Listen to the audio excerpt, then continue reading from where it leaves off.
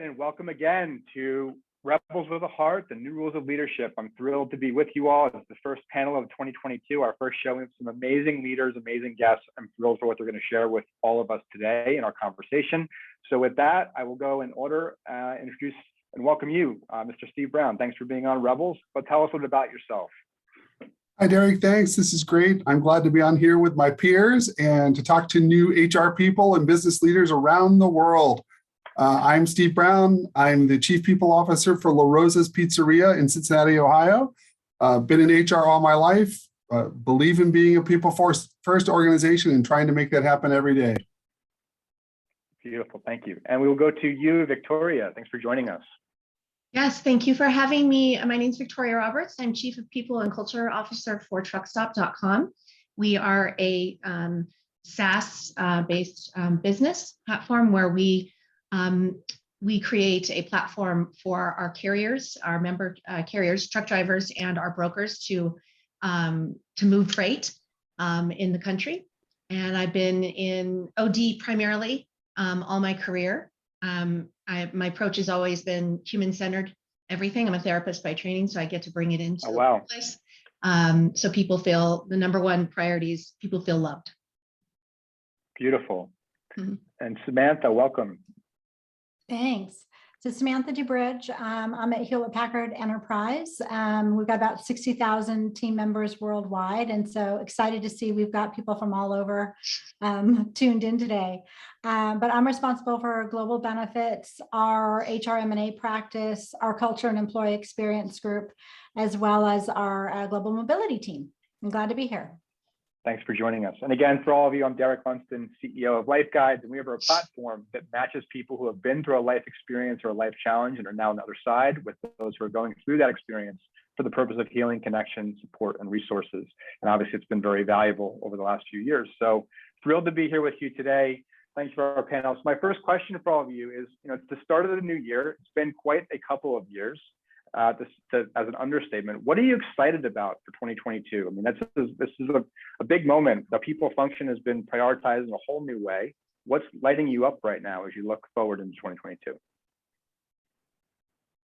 I'm excited about getting back out and seeing people. So, and I probably wouldn't have said that last year, but maybe at the end of last year, I might have said that. And then with Omicron, felt like maybe that would be different. But do feel like we're actually hitting that turning point where we can start to get out, see people in person again. Obviously all these technologies are fantastic, but I just want to see people again. So that's an exciting piece for me. We're starting to do more with our internal teams and starting to plan for spring events. So I think that'll be a lot of fun. Very nice. With Samantha, I mean, anytime we can be around people, I know, you have a panel of extroverts. We want people. That's just necessary. I think the other thing, though, I'm really excited about is leadership stepped into that role. HR stepped into that leadership role when there was a crisis. I think I'm excited to see companies, our company included, understand that people has always been at the crux of everything. It's not because there's a crisis that people are important. People are important because you have people. Yeah. And now leaders who never really thought of it from a people first lens are making that come to life and wondering why we didn't do this in the past. So I'm trying to say, hey, quit beating each other up. Now that we know this is where we're at, let's see where it goes. And our whole leadership team is excited to do more of that people first work on purpose. Mm-hmm. Beautiful. Love that. I love that. I'm really excited that that HR is the business instead of supporting the business, and that's from Josh Burson, not mine. Yes. And I love to be able to create the conditions and have the support of my CEO and the entire executive team. I will tell you this, for me, the secret sauce in enabling me to do that has been our partnership and lockstep on how we go about doing that, and his trust in me to say that we love our partners and the ability to be able to follow through on that. I always say that the brochure has to match the resort. And so I'm excited that in many ways our world is seeing the value of human beings and the need for connectedness. I love that. So I'm going to ask a question that you all kind of alluded to. So you mentioned, Samantha, that you're planning for getting back together in person and team events for team building. You both mentioned, Victoria and Steve, about the relationship that you have with your executive team now that the crisis or the perception of that is changing, and this is moving into the new future of how we put people first in the business. How is planning for the year or executing to start the year different now from previous years? What are you doing differently in partnership with C-suite? What are you doing differently in terms of the steps you're taking in the business now that you kind of represent people as represented as a core pillar of the business, maybe differently than they had before? What are some of the practical things that you're seeing in those conversations, in the outcomes?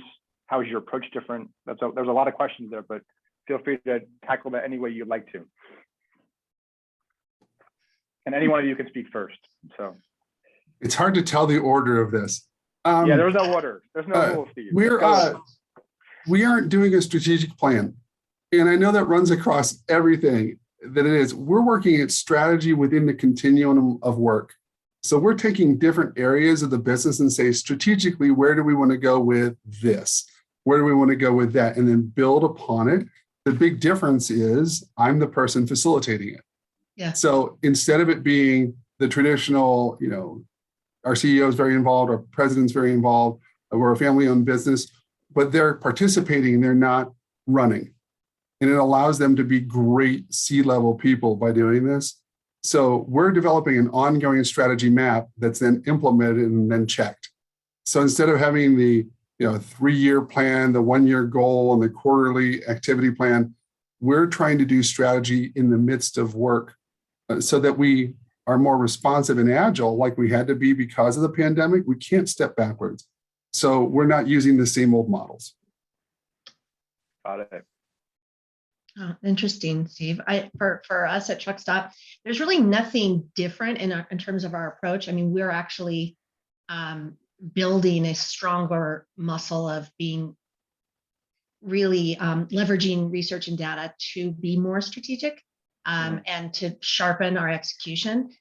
Well, our biggest challenge right now, like everybody on this call probably, is just the talent marketplace and being able to find the right talent that will add to our culture, not necessarily fit, but take us to that next level in our growth. When I started, we had 300 employees. Now we're close to 900, and we'll have over 1,100 in the end of 2022. So needless to say, our hiring efforts are right here in front of me. I'm feeling the heat, but we're getting really creative about finding the right people and how we differentiate from others, that Truck Stop is a place to build an epic career. So just more of the same, but more rigor around hiring. Yeah. Thank you. That's awesome. I think that rigor around hiring is going to be true for probably every business. I know it certainly is for us. I think, some of the things that are going to be different for us are really starting to experience some of the components that we tried to put into place over the last 2 years. So we set up sort of a hybrid work environment, but I would say a lot of people haven't had an opportunity to really experience what hybrid is because they're full-time working from home. Mm-hmm. And as we start to move more and more to having offices open and available to people, I think that people will have an opportunity to kind of find that mix of when they want to be in the office, what they want to use the office for, and then when it's best to just sort of avoid commutes and things and work from home. So I'm excited about that piece because we went through a really specific process almost 2 years ago now. It was really early in the pandemic where we said, regardless of what happens with everything with COVID, we want to be a hybrid environment. We want to have people that have that flexibility. And so we started to map out, a small group of people that would be office folks, more manufacturing, or people that really needed equipment in an office. And then a vast majority of our people going into more of a hybrid or edge environment. And so I'm excited to see how that starts to play out. Yeah. I think the connections that we've all built with each other, we've learned more about each other's personal lives than ever before being on some of these platforms. You have your cat come in, your kid, whatever it is, right? And so I think as we start to transition to having more of that hybrid environment, I'm just excited to see what that brings, because I know people have missed some of that. And so I'd love for them to be able to have that balance where it's a choice every day of where they want to be and what they want to accomplish. It's a great transition topic, and I think it's relevant too, because Steve, I know you mentioned early on you were back in the facilities early on through this whole effort, the essential workers and the team that you have there. And that probably hear that. Victoria, you've gone completely remote. It sounds like that's something that whole talent recruitment piece that you were just mentioning. How is that continuing? How are you continuing to evolve that through this process? And how is that request by the market around talent for flexibility for 4 different ways? How are you prioritizing that? So I'll jump in since Steve always goes Yeah. first. It's a huge priority for us. We are actually doing some work bringing in some compensation consultants to make sure that, with this new marketplace, we're seeing a whole different ball game with respect to pay and compensation. There's a lot of people, the majority of our workforce, we pulse quite a bit, prefer to work from home and really enjoy it. It wasn't like that in the beginning. My CEO used to say that he felt that our partners were more scared of working from home than COVID. And then it quickly switched to the opposite once they were set up and equipped, when their kids actually got to go back to school. So now they're fully functioning. However, we do have a chunk, and we know how important it is to have that sense of human connectedness in person. And so we've contracted with a firm that has locations where we have our biggest population of employees, where they can go and meet up and connect if they want to. And so we have those facilities available to them. And then we also started traveling again. I'm super excited for our sales conference, because a lot of those people are huggers, and I am. And that's coming up, and I get to MC. So I'm super excited. I'm a little nervous. Awesome. But that's coming up, so we get to see each other in person. So we're doing a little bit more. We're easing into that a little bit more and more. Of course, it's completely voluntary.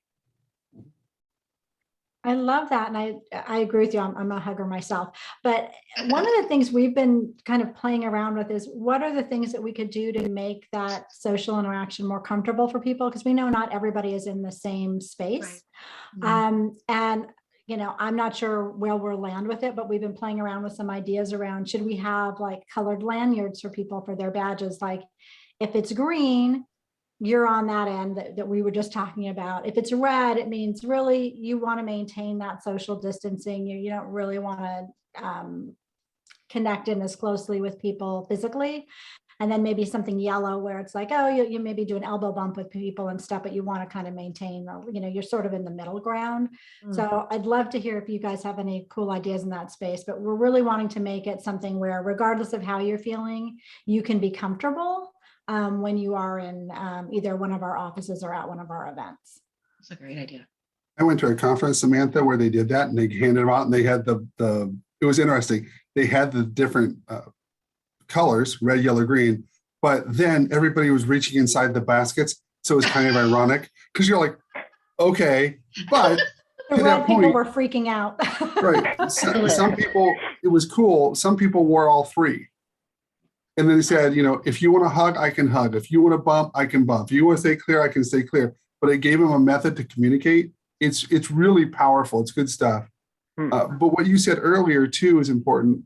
Even though we've been in person, because the difference between working for a restaurant versus other industries is, we fed everybody while everybody was at home, and we still are. So we chose to be in person to support our team members. Right. So I think the biggest thing from a leadership standpoint is modeling the behavior you expect. You can't say, hey, you need to be in person in the midst of all this craziness, but I'm going to sit at home. At the same time, we have people who are remote, and we have people who are hybrid. Our approach is this: wherever you are, work. So we don't have a program. We don't have a policy. We say, we expect you to perform. And wherever that is, are you equipped? Love that, Victoria. Love, love, love. Are you equipped to perform where you're at? The other piece, though, is flexibility and emotional well-being.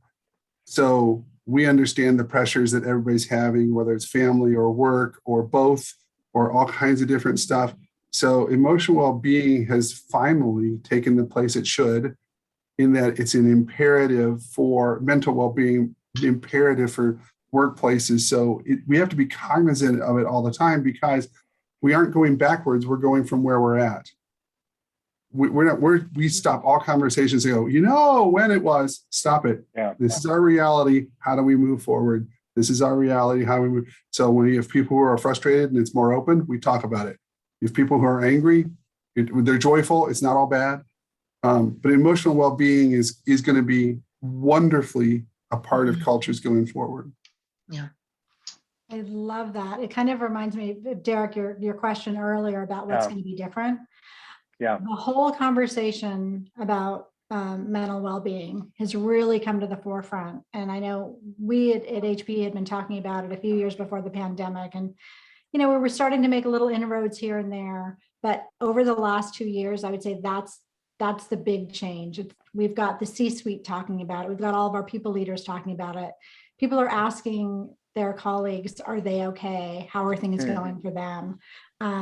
And even in communities, I think that's happening. So even outside of the workplace, the stigma has really, it's not gone away, but it's not as significant as it had been. And I really hope that we continue to make progress there and that we don't slide back on that, because I think that's an important piece of what's come out of this whole scenario. Yeah, exactly. Something that helps, just to add on that, Samantha, is I do something called love notes. And I know someone put it in the chat, is love appropriate? I was going to ask that question. Keep going with it. Keep going. It's completely appropriate. I know I floor people when I say that, but I'm a love warrior, and I believe that my mission in life is to bring out the best in others and have them feel loved and to be seen for who they are and their potential. So every week I send out a love note to the entire company, and it's usually something I'm feeling that I feel is maybe needed. And so whether it's just a comment or a quote or whatever, and you'd be surprised how many people reply saying, I so needed that today. Thank you so much. So that's just a little bit of a drop of love, so to speak, to have to help people feel like they're cared for. But if they are struggling, they know that they're being heard. And maybe I'm feeling the same way. I went to my CEO and said, during the pandemic, I'm in a funk. I don't know what it is. I'm having a really hard time getting motivated. And if I'm feeling that way, I'm sure many of our partners are feeling that way. So we would do little things to be able to just bring us together, to not even work, but just to connect and chat and have activities and games. And that seems to be working for people for the most part. We have a strong people and culture team where they know they can come to us and share whatever it is on their mind. And we're pretty proactive about reaching out as well. But something as little as a love note, it makes a huge difference. That's what I've seen, at least. How do we shift to that point? So thank you for that. You kind of read my mind in that question. Kind of a two-part. How do we shift the perception that love is even controversial in business? Like, why is that even, it seems to be an interesting controversy. Like, what is that? Where does that come from? And how do we shift that? And then kind of a second part to that question, kind of touching on, is sustaining the prioritization of emotional well-being and what you're doing in that regard. Those are two topics that I would find interesting to hear your point of view on. So I don't want to go first again, but I do. No, somebody else go first. Somebody else go first. Don't censor yourself. Go for it. All right, I'll go first. Okay.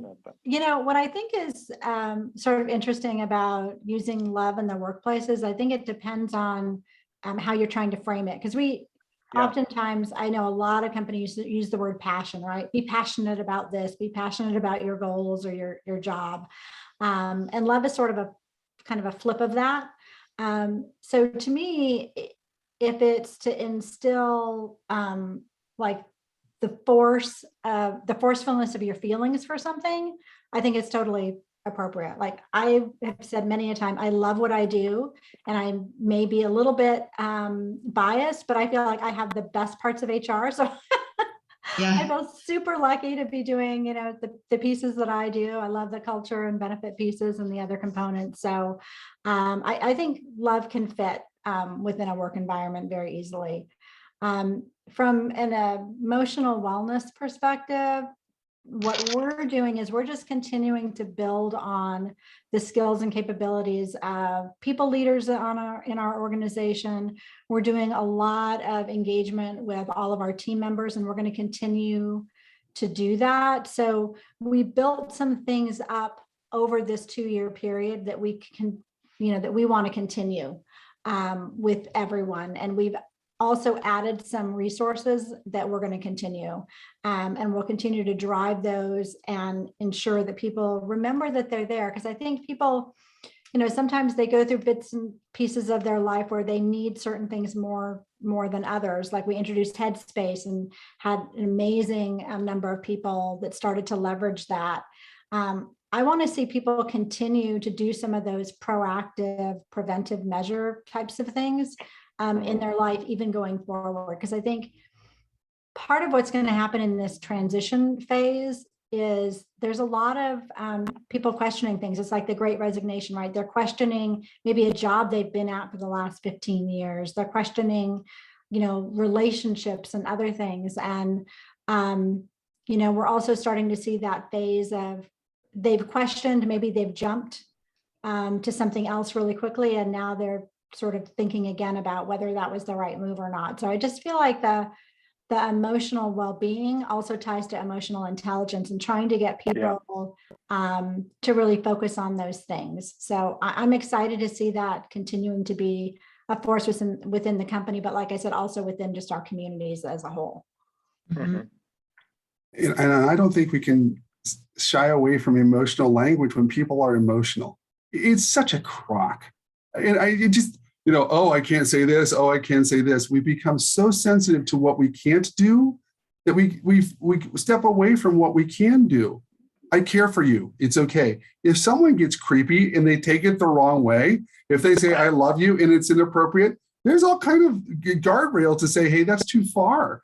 But to eliminate it and sterilize the workplace, people are leaving organizations because they're not seeing the human side of what they can do and can't do. So to step away from emotional language that is appropriate and respectful is silly. To answer how do you keep it anchored and how do you keep it sustaining? We just did something cool. And I'm a big toy person, if you can see behind my office. We just did this. We gave people a symbol, a token to keep with them to say, this is who we are. Okay, so you can't say we believe in this and it's on our website and it's on posters, or for remote, it's on our Zoom calls. People need a token and anchor. So our anchor says we are people first. And it's our lens. It's not just some slogan. It's what we do all the time. But this one real quick, it's from a hippie in Wapakoneta, Ohio. It was on a sign that we saw and we took it from him. Got to give him credit. But it's the keys to success in life. And it's, if you do more 2 people versus 4 people, your life is unsuccessful. If you do more 4 people versus 2 people, your life is successful. So we've been in meetings already after giving out this piece of 2x4, and somebody will pull up the block and go, is that 4 people? Because if it's not, we're not doing it. And I'm like, wow. So I think there's value in giving something that fits your organization and your culture to say, this is who we are. And it's something that we can all, it's a common language. But to step away from the emotional stuff, you just can't. Mm-mm. Yeah. Yeah, I 100% agree. I think that the reason, or maybe the drive behind the success that we're experiencing from having people feel loved is about, what Paris and I, my CEO, believe in. We are true servant leaders. We practice that. We live it. We hire for it. And so when we look at what that means, it means I'm serving you as a human in whatever capacity that serves you. So I think when we say love, what what that looks like for us is we say bring your whole self to your job, your whole self, which equates to, because we love that and we respect that about you. We also use the term a lot, owning your greatness. And so in the immersion program, our new hire orientation, which is now all virtual, we invest heavily in the Myers-Briggs. So everybody in our company takes it. They don't have to say what they are, but they take it. And the whole day is dedicated just to themselves. So we talk about the company and our journey, and then the next day it's all about you. And so I think the practices and the feeling of creating space for that and giving them with tools for self-discovery so they can show up to work feeling like they're doing their best work because they're doing work that aligns with their talents is a big one. So as a result of that, they feel like they matter and therefore loved. And I think the big one, when I first started, I used to address everybody like, hey, beautiful humans, remarkable people. And people were, what? Like, is she for real? This chick? And now they're like, oh yeah, that's for real. She really does feel that way. So walking the talk is massive. We do have something also in terms of your second question is we have check-ins, monthly check-ins that we do. Our first two questions are, how are you feeling today? How are you feeling about your work? And we use that word. And then it continues on beyond that to where I'm just getting them, what is most important to cover today? And so what's interesting, then it gets a little bit more tactical, but the first question enables our partners to just say, you know what, I'm feeling really frustrated. I'm overwhelmed, anxious, I'm happy, I'm energized. And what created that? And then that guides that whole meeting to where we're serving the whole person, as well as removing barriers potentially, or supporting them to be able to execute on whatever they're being asked to do. So that's one small little practice that seems to be making a difference. It's a great one. And we apply that here for sure as well. So thank you for raising that. And I think to that point, kind of along those same lines, you know, these concepts that we're talking about, you're referring to, you know, prior to the pandemic, this was the quote unquote, the soft skills. To your point, it was kind of, people looked at like, oh, is this for real? And now people are saying, no, this is very much the way it is. And as we're thinking about reconnecting with each other, we're seeing each other in a different way, we're prioritizing this. How are you developing, or how are you changing the way you're developing these skills with people? So obviously you all as leaders practice this, you embody this, but it's the transmuting that to the people, the leaders, the managers of the business, that maybe this isn't their natural default, right? How they approach it. How are you cultivating that? What programs, what initiatives, what are you doing to build that into your culture in a way that for the people that may not be as skillful or prioritizing this the same way? Go ahead, Steve. No, if Victoria and Sam can answer that, this is real world. I have an alarm I got to take care of. I'll be back in 2 minutes. Okay. Yes, real world. Samantha, feel free to dive in if you want. Yeah, sure. You know, I think for us, there's a few pieces. One is helping people sort of understand where they are. So when you're a manager, what kind of feedback are you getting, sort of 360, but also we do an annual Voice of the Workforce survey, which I think a lot of companies do, but there's a people leader effectiveness score that our managers get, and it gives them an opportunity to kind of see how their organization is feeling about their strengths and capabilities and how they're interacting with them.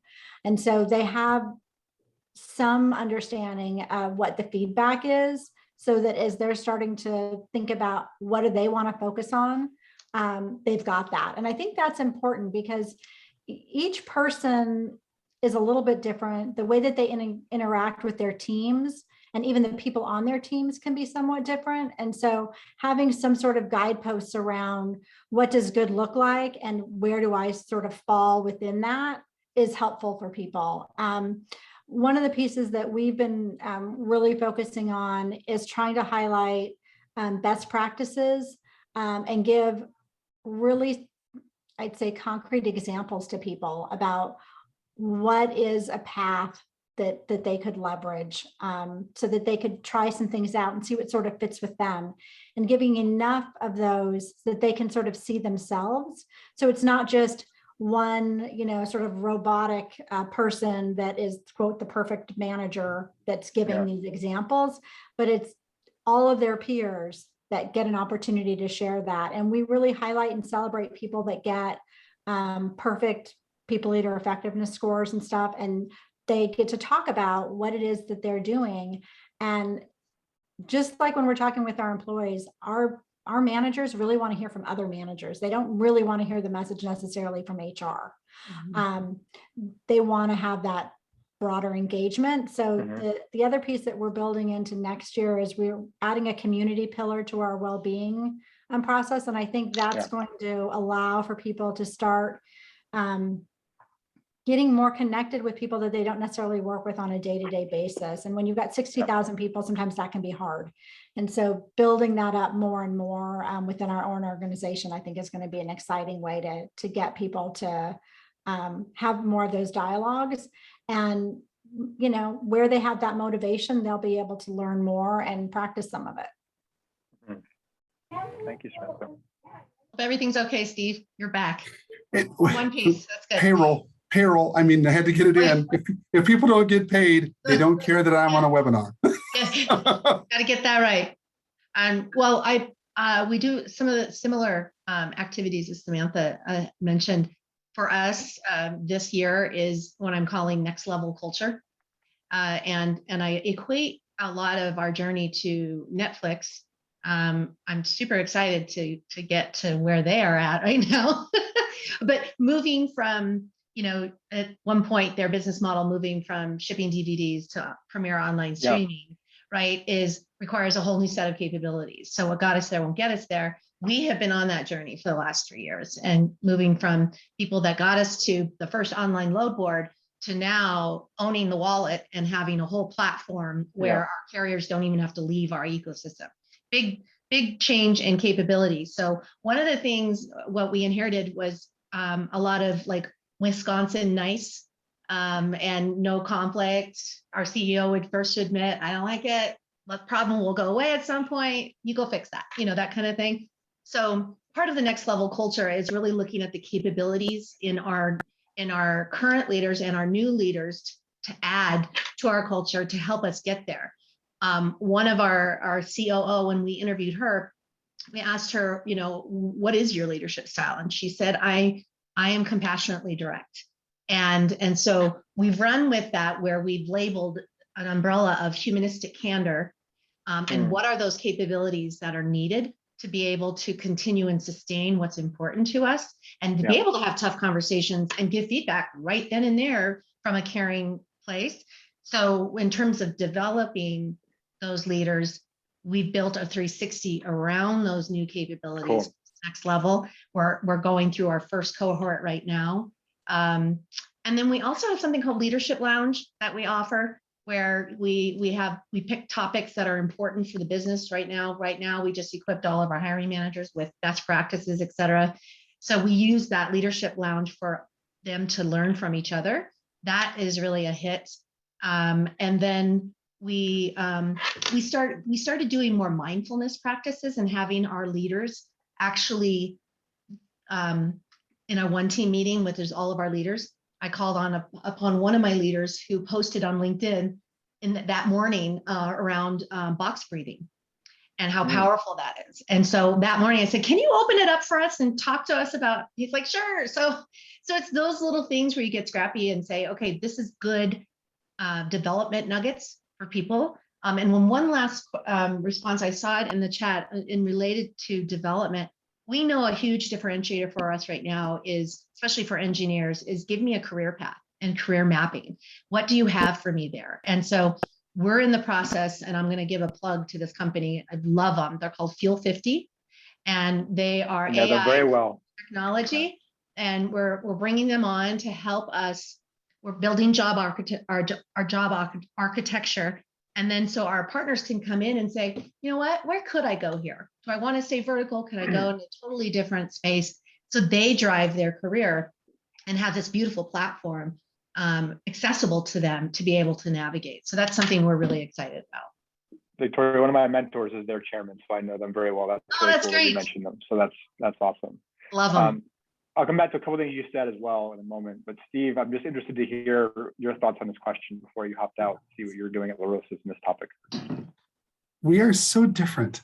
And I love hearing these ideas because I'm just like, oh, I could use that. Oh, I could use that. Here's the key to our development, and it's the allocation of your time. So if you are given the task of leading others, you must spend time with your people. Now, Samantha, I know with 60,000 people, this is just scalable. It's much different.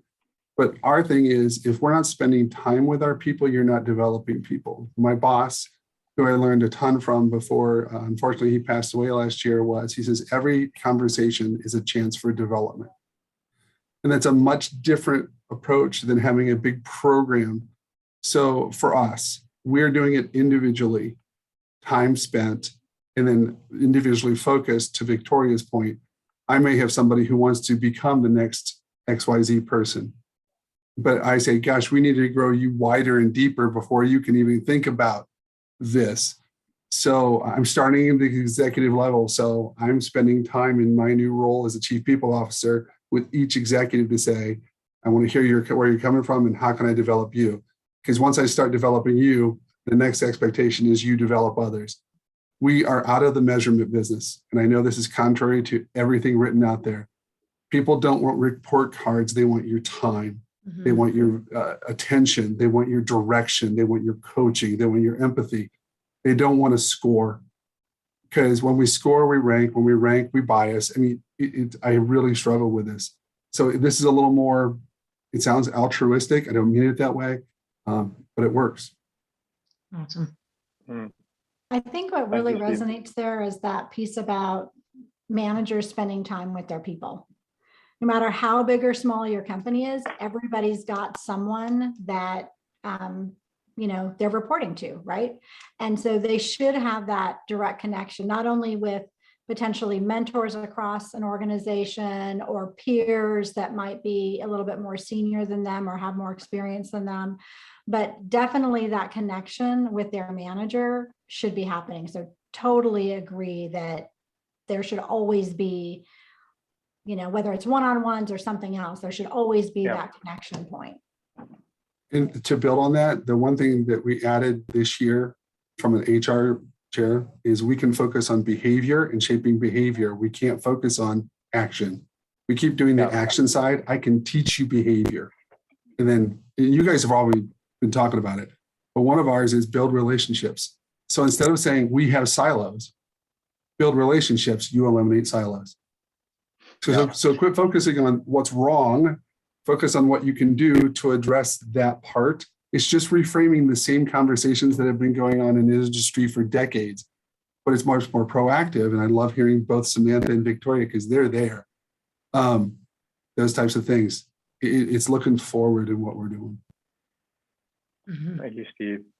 I'm going to ask a question here. This came from the audience. It's for Victoria specifically, but then I'd like to open it up to all of you. But the question was, for Victoria, are you staffing up this, as you're staffing up this year, are you looking for people who quote unquote fit in or looking to increase your diversity of thought and backgrounds? I think I have a good sense of this, but I think I'd like to hear your direct thoughts around it and how you're approaching that. So it's a really great question. And when we were looking at that next level leadership, when we go back to the Netflix example, we needed people that would take us to that next level. We didn't, we could only get us to where we were in terms of some of our core executives and leaders. And so we actually, I coined culture add versus fit. What the fit, what must be so is a sense of servant leadership, because that's the essence of who we are and what makes our culture rich is serving each other, serving our customers, serving our communities, et cetera. So that is what is the common thread and the consistency in who we hire. And then that's not even just our leaders. It has to be kind of a mindset and a belief of our individual contributors as well. So we have different methods to be able to assess that. But we also have people exit because of the lack of servant leadership too. So we stay close to that. It's kind of a zero tolerance in some ways. But yeah, if we were to do a culture fit, we wouldn't grow. We need diversity of thought and diversity of energy and experiences for us to be able to do really big things. So I hope that answers your question, Bob. Yeah, and Samantha, Steve, I'd like to invite you to chime in on that as well. I mean, I think what I heard you say, Victoria, is that's a values piece, that you have a values piece, and then that you recruit for, and then you have the mindset and the thinking, which of perspective is important. So, but Steve and Samantha, would love your perspective on this question in your organizations. I love how Victoria said the norms. These are the norms of truckstop.com. If you don't want to be in servant leadership, if that's not your thing, then don't work for us. And I think companies need to be more upfront about those things. And then when somebody comes on, how do they add? They're different. Everybody who comes in is different. I think fit is outdated. And it leans more towards confinement and conformity, and it's not possible. There's a great company here in town in Cincinnati, Cintas. They're a uniform company, and they say, if you work here, you need to wear uniforms. If you say, I don't want to wear a uniform, they're like, cool, then don't work here. And they go, that's not fair. Well, it is. These are our norms. It's legal. It's cool. So I love that. And I agree, that's where companies are and where they're going. Yeah, I would agree as well. I feel like I don't hear people talking much about fit anymore. There really is more around ad. I guess the key piece though is, do you have the components in place to make sure that you're actually doing that? Because there inherently is issues with people sometimes trying to find people that sort of match them individually within an interview process. And so part of what we've been trying to do is ensure that everyone throughout the interview process understands how to screen for and get to the ad, and show that we're actually open to that ad and that we want that. So we try really hard to ensure that anybody who's, coming forward at HPE or who's even thinking about HPE knows that we are looking for the ad. And then when they go through the process, hopefully they're feeling like that's actually happening. Yeah, and absolutely, Samantha, monitoring. This is one of the last 2 years I've been here. We were able to really get my big ask for my CEO last year, who was a former CFO. So we are so opposite. Anyway, but it works. He had said to me, bring data, Victoria. That's your focus. Make sure people feel connected and bring data. I'm like, okay. So I'm going to go after it and measure the heck out of everything. And so we created like the whole partner experience and moments that matter along those. And how do we measure those moments that matter? Very similar to the customer experience. For us right now, the main one obviously is our annual survey, as well as pulse checks. We're so fortunate. We have like 90% participation rate because we take them so seriously. Paris reads every single comment, and we're small enough to where we actually can say, hey, we heard you say this. Here's what we're going to do about it. And here's what we can't do just yet, but we heard you, that kind of thing. And so measuring our leadership with 360, all of those moments that matter, it's absolutely essential. So when I go to the board, now I'm starting to track ENPS. And it's fun to be able to have some airtime more than now. I get to go up on the first part of the agenda, not the last 5 minutes. So that's really exciting. So it's making a difference. So thank you for sharing that too, Victoria. So I have a question that's kind of along the lines of something you've all shared. We've talked a lot about recruiting employees. How are you kind of seeing that contrast from what you're doing with existing employees, right? We've heard a lot of specific things that you're doing already in your culture and how you're demonstrating leadership, but sometimes we hear a lot about people that are there are sometimes not seen as much as the new people that are coming in, right? And so how are you, especially over the last couple of years, people are feeling fatigue, they are feeling burnout, they are feeling that sense of just prolonged uncertainty. And it sounds like, amazingly, you are all doing a lot of proactive things to address that. So maybe this isn't a concern for you, but if you think about organizations where this is a challenge, how might you advise them, or what would you encourage them to try based on the things that you've seen work really well in this regard? I think a piece of it is recognition, a big piece of it. It's acknowledging what people are doing, catching people doing the right things. Victoria talked about love notes and trying to share personal experiences. I think having that open connection and that community, and then recognizing people for the work that they're doing. I just think that that's super important. And then one of the things that we're doing this month is we're trying to get a better handle on ensuring that our current employees know everything that's available to them. Because over time, we sort of added a lot of things, and we highlight the flavor of the month of what we're doing from an HR perspective, sometimes a little bit to the extent that things that are, have been around for a while aren't getting the airplay. And so January is really a month for us where we're going to be going out and talking to people more specifically about what's available to them and reminding them. And I don't want to call it a re-recruitment, because I don't feel like that's, I don't want it to feel that way for our team members, but I do want them to feel like they understand all the resources that are available to them, all the different opportunities that are available to them, and then sort of what's coming that's exciting in the new calendar year. Thanks, Samantha. We don't let people sit at their desk, whether that's virtual or in person. You can't be a people-oriented company and not be with people. It's astonishing to me. So if I can't be at every location, I have people who are at those locations, so I check in with those people. Mm-hmm. And it's more of a web of people versus a hierarchy of people. Yeah. So it's not layers and layers and layers to get to. The CEO can talk to the receptionist as much as he can talk to the frontline cook.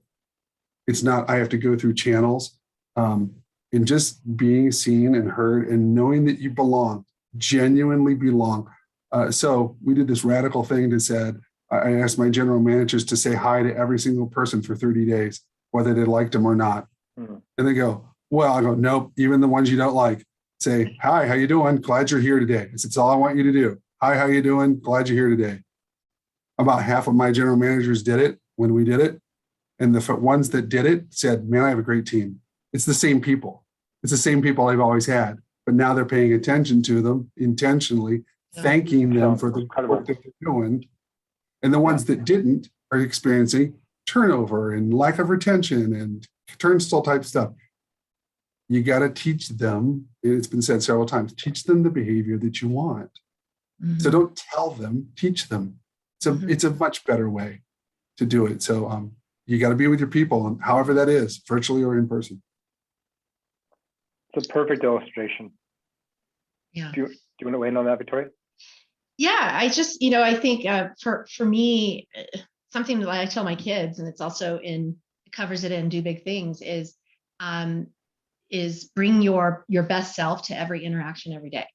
And if I can be cognizant of that, and sometimes for our leaders, we say, okay, when you go home, make it a point to bring out that person's best, whether you go to the restaurant or gas station or whatever, you're mindful of how to bring out their best, or to just try. And it could be simply saying, how are you today? Or, I have that annoying habit where I tell people, you are so beautiful, right? And they're like, oh my gosh, it's so wonderful to see them smile, and it's real, right? And so there's those little things, I think, that are really critical. But I would go back to the Fuel 50 again. We're hearing from our partners that they want more career development. They want options, and we're small, right? So we get a little stuck there to say, okay, we have to do the right architecture first to be able to really give you something meaty and meaningful and valued in order for you to keep using it. And so it's really a retention strategy also, because we have engineers, we have